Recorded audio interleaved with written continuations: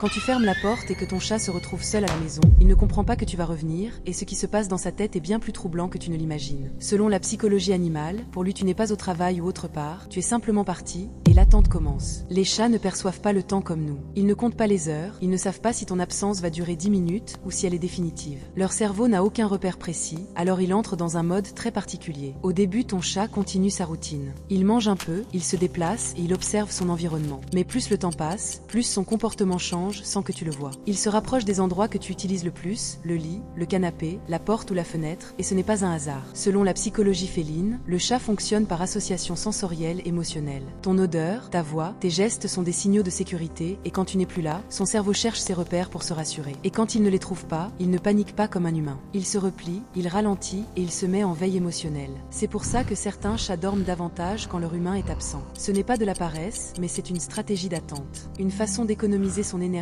en attendant que le monde redevienne stable. Et quand tu rentres enfin, ton chat ne saute pas toujours de joie. Il peut même t'ignorer, mais ce n'est pas de l'indifférence. C'est un relâchement profond et son système nerveux comprend que l'absence n'était pas définitive. Ton chat ne t'a pas oublié, il ne s'en fichait pas, il t'a attendu à sa manière silencieuse, stable et fidèle.